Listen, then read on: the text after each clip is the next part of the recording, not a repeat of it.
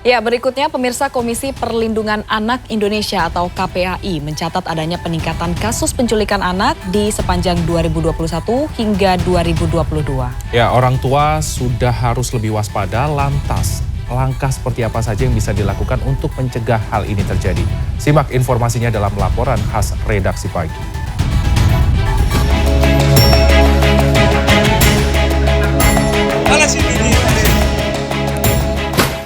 Seorang anak perempuan 8 tahun berhasil diselamatkan warga, petugas Babinsa dan aparat desa dari dalam rumah seorang pria di Kelurahan Argasunya, Kota Cirebon, Jawa Barat pada Selasa lalu.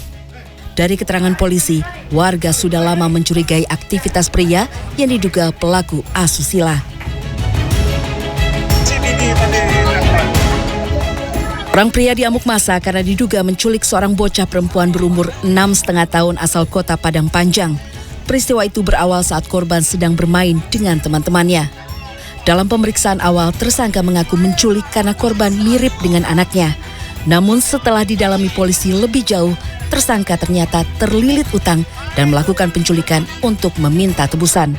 Dari pengakuannya, tersangka sudah 1 minggu mencari sasaran dengan menggunakan sepeda motor.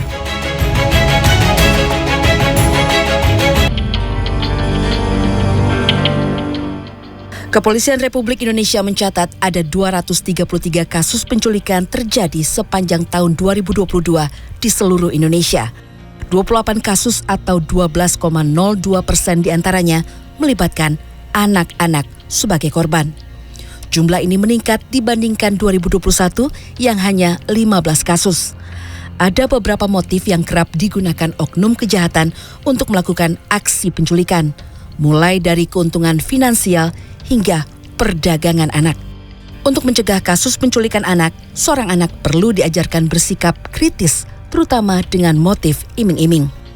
Adalah bagaimana anak bisa membangun berpikir kritis atau tidak mudah diiming-imingin, itu juga termasuk parenting yang dianjurkan sejak dini pada anak gitu, sehingga anak juga tahu mana orang-orang yang aman, orang-orang yang baik ya, yang bisa dia percaya, atau orang-orang yang dia harus waspada gitu.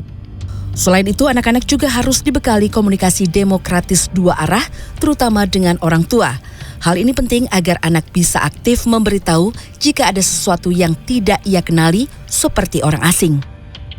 Selain dari sekolah, orang tua juga harus memberi bekal agar anaknya mudah mengerti dan mengenali orang di sekelilingnya. Mereka sudah tahu ya, kalau pulang itu pasti sama ibu, karena selama ini nggak pernah dijemput orang lain selain ibunya.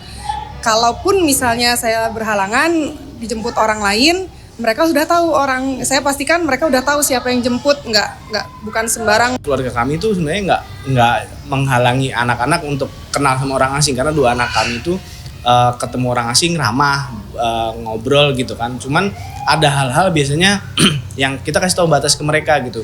Kalau orang itu sudah misalnya menawarkan sesuatu, ngasih sesuatu, anak-anak sekarang kan gitu, nih om punya permen, om punya game di rumah gitu kan, itu kita bilang nggak usah.